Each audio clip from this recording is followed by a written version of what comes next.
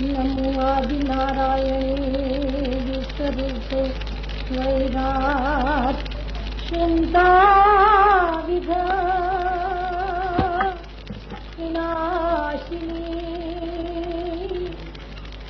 અલકમાશિની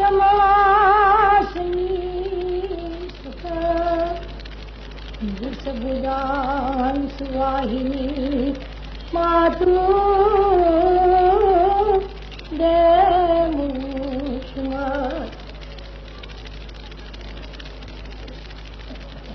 સારણો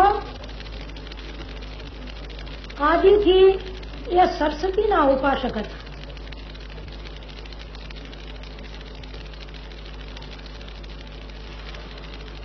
સારણો દેવ કહેવાતા. દેવ કોને કહેવા કે જેમાં દેવી સંપત્તિના ગુણ હોય એ દેવ કહેવાય.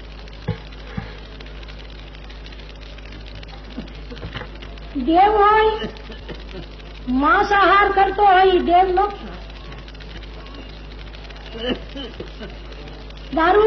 દારૂ કોઈ કે દૈત પીએ, જેની વૃત્તિ દૈત છે એ જ દારૂ ગ્રહણ કરે છે. તો સારણો માં જો દેવી સંપત્તિના ગુણ હોય તો કોઈ દિવસ એનાથી દારૂ ન પીવાય. સારણ ક્ષમાશીલ હતો. અવગુણ તો એક હું નનકી હતી ત્યારે મારા બાપુ કહેતા કે બેટા એક શીખવું જોઈએ જરૂર. હું નનકી હતી તે બહુ ખીજાળ હતી. ત્યારે મારા બાપુએ મને એક દિવસ કીધું કે કોઈ પણ લાકડી મારે તો એને લાકડી ન મારવી જોઈએ, પણ એ ગામ જમાડતું હોય તો બીજી વાર ગામ જમાડવાનો ગુણ રખાય. તો આપણું કોઈ બીજાને બગાડી નાખ્યું હોય તો એનો બગાડવા આપણે તૈયાર થવું ન જોઈએ. સારણ ક્ષમાશીલ હતો. સારણ હાડો હતો. સારણ સત્યવાદી હતો. સારણ સત્યની ઉપાસના કરતો. સારણને ઘીરે અનેક જોગમાયા દિવ્ય શક્તિ જન્મતી હતી. જો દારૂ પીધો હોત તો ત્યાં આવડ ન જન્મે. જો એને માંસાહાર પીધો હોત તો ત્યાં ખોડિયાર ન જન્મે. જો એને બીજા તરફ ઈર્ષા ભાવ રાખ્યો તો ત્યાં વરવડી જેવી મહાન અન્નપૂર્ણાઓ ન જન્મે. તો સારણ કેવો હોય કે પેલા તો પોતાનું અંતસ્કરણ શુદ્ધ કરે. અંતસ્કરણ શુદ્ધ કરવાથી જ અજવાળું થાય. તો સારણ એવો હોય કે ગંગાજીના નીર જેવો પવિત્ર હોય. એ જ સારણ બની શકે. એ જ સત્ય સારણ છે. એ ખરો સારણ સત્યનો ઉપાસક છે. એ જ દેવ છે. જે બીજાની નિંદા કરે, બીજાની નિંદા કરી અને પોતાની ભાષા बढ़ાવે એ દેવ નથી, એ તો દૈત છે.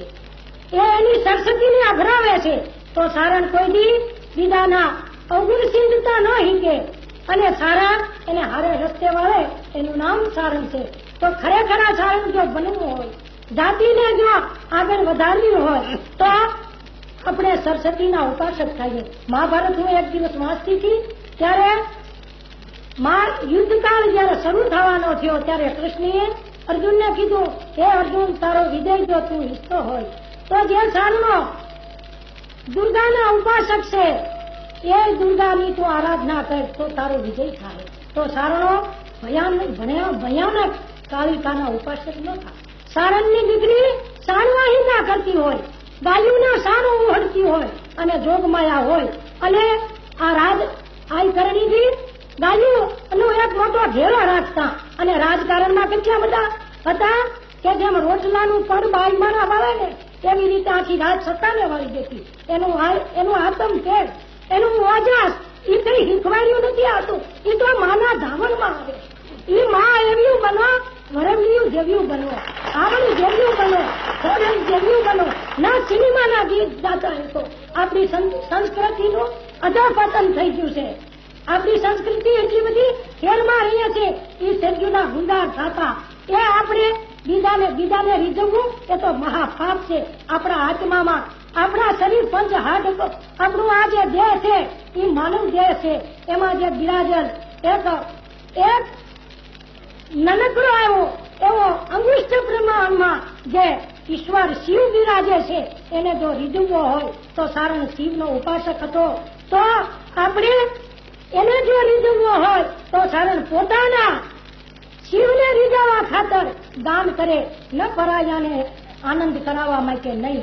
અમારે માણિકવાડાની જૂની કહેવત છે, એક રાફડા માથે બેઠો બેઠો એક ગઢવી હતા, તે ગીત ગાતા, છંદ બોલતા હતા. એ છંદ એવા બોલતા જયારે એવી રીતે રજૂઆત કરતા, અભણ હતા, નિરક્ષર હતા, એને અક્ષર જ્ઞાન નહોતું, પણ જયારે છંદની ધારા રહેતી ત્યારે ગમે એવો જળ માણસ હોય તો એને સાંભળવા ઉભી જાય. તો એને રસુલ ખાનજીના વખતની વાત છે. રસુલ ખાનજી અહીં નીકળ્યા ને હાવ્યું અને એને ગઢવીને અહીં લઈ આવ્યા. ત્યારે તે ગા તો મારું માથું દુખે. કેમ કે તમે આ ગામ દે, મને દવા ગામ દે તો મારે જોતા નથી. કેમ તો હું તો મારા આત્માને રીઝાવવા ખાતર ગાતો. નરસિંહ ભગવાનનો અવતારનો સંદ ગાય, વિકટ રૂપ નરસિંહ બને, જે વિકટ રૂપ નરસિંહ બને, એટલે મારાના હૃદયમાં એમ થાય કે ભગવાન નરસિંહ આગળી આવશે. એ બીજાના હૃદયમાં જે ફોટા પાડે એ સારણ પોતાના જે શંકરને શિવને રીઝાવવા માટે જે સારણ ગાતો એવા ગીત ગાતા શીખો. એવું જગદંબાનો જન્મ આપો. આપણે ઘીરે સિનેમાનું ગાનું હોવું ન જોઈએ. આપણે કહીએ કે દીકરીઓને ભણાવજો. હું રવિશંકર દાદાને મળવા ગઈ ત્યારે રવિશંકર દાદાને મેં કીધું કે મારે કન્યા છાત્રાલય બનાવજો. દાદાએ કીધું કે પેલા માં ગોતજો. એટલે મારે આ ફંડ હતું એ મારે એવો વિચાર હતો કે મારે કન્યા છાત્રાલયમાં દેવું. પણ મારે એ વખતે દાદાની વાણી સાંભળી અને મને જરૂર હૃદયમાં એ તને આંચકો આવ્યો ત્યાં મારી ભૂલ થઈ ગઈ. તો માં પેલા ગોતીએ તે પછી આપણે આગળ ગયું ભૂલીએ. આપણી કન્યા કેળવણી એવી આપો કે આપણી ફરીની સંસ્કૃતિ જાગે. આપણે ઘીરે એવા સંસ્કાર લેરો, દીકરીઓના અક્ષર જ્ઞાન ચોક્કસ આપો, પણ સાથોસાથ તમારી જે સંસ્કૃતિ હોઈ ગઈ છે અંધારા ઘોર અંધારમાં માથે અજ્ઞાનતાના, ઈર્ષાના, પછી દારૂના, માંસુના એ પડદા પડ્યા છે. એની સંસ્કૃતિને ઘટાડી દીધી છે. એને ઉડાડવા માટે આપણી બેન દીકરીઓને સરજુના જ્ઞાન આપો. આપણી સંસ્કૃતિ, આપણી જોગમાયા કેવી હતી, હાજ્યું હોય્યું હતું, એના મંદિરો નથી બંધાણા. એ મરી ગયા છે ને એના ઘંટ માહિતી વાગ્યા છે. જીવતા પૂજાવું એ તો મહાપાપ છે. પિંગલજીભાઈ આજ પૂજન કર્યું, પણ આડકો પિંજર સામ મજો યહ માઈ ભયો મન મૂત્ર વિકારા. આ શરીર છે હાજકાનું છે, મની પરથી જયારે આત્મા ભયો જાય એટલે એને ખોખાને બાળી દે. એ પૂજાવા લાયક શરીર નથી. પૂજા તેની છે કે જે સત્યની પૂજા છે. પૂજા તેની છે આદર્શની પૂજા છે.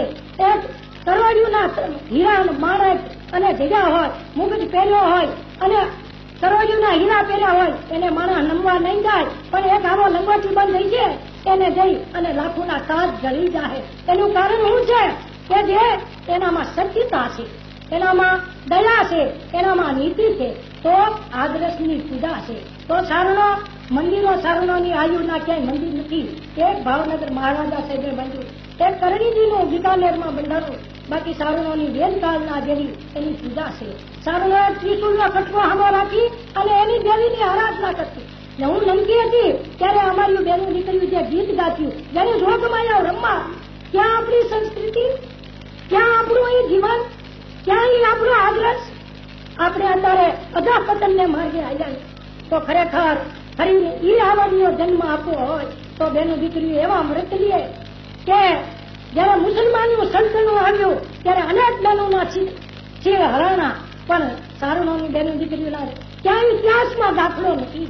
એવું આ જીવની જેનો જન્મ દીધા, બીજાને ચીર હરાતા હોય એ વખતે સારણ બલિદાન દેવા. સારણ કેવી હોવી જોઈએ? સિંહણ જેવી હોય, દેહની પરવાર ન હોય, ખોટાનો જયારે સમય આવે ત્યારે ત્યાગ કરી દઈએ એવી સારણ હોવી જોઈએ. માણસને સંપત્તિ વાળી, પણ દેહ વાળો બધાથી હરો હોય. કાંટો લાગે કે હર બીક લાગે, હરક કઈ છે, મને ભય લાગશે, એ શરીર વાળું છે. પણ સારણ એવી હોવી જોઈએ એને શરીરની પરવાર. જેમ ગીધડીઓને માંસ આંતરીને આપી દઈએ એવી રીતે આપી દીધા. અનેક વાર દેહના બલિદાન દીધા. બીજાને અર્થે જીવન જીવા છે, એના ઘંટ હતારે વાગે છે. તો સારણીઓ એવી બને, એવા નિયમ લે, એવા પવિત્ર સારણો થાવ.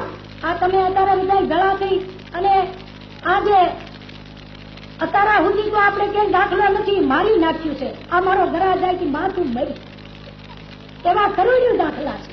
એ માયુના તમે બલિદાન કર્યા. અત્યારે તમારો આવતો એટલો તો દિવસ હતા કે તમે પૂજા, આ મારી પૂજા નથી હો, આ તમારી ભગવતી શારદાની પૂજા છે. તો તમે ખરા સરસ્વતીના ઉપાસક બનો અને એનું એવું મંદિર બનાવો કે તમે હાસા સારણ થાઓ. તમે એવા પગલે હાલો કે તમે બીજાની બેનું દીકરીઓ તમારામાંથી કંઈક લે. તમે સારણો એવા બધા કે જે આગળ રાજા મહારાજા અવળે રસ્તે વયા જતા તો એને અટકાવતા, તો એવા તમે સારણ બનો. બીજાના હામાં તમે કંઈક ઓડા આમાં આડા ટોડા જેવા બનો, એવા ન બનો. કંગાલ ન બનો. કંગાલ જીવન જીવવા કરતા મરી જવું, પ્રાણનું બલિદાન દઈ દેવું સારું. તો સારણ સુરવીરી 1.5 વરણ હતો.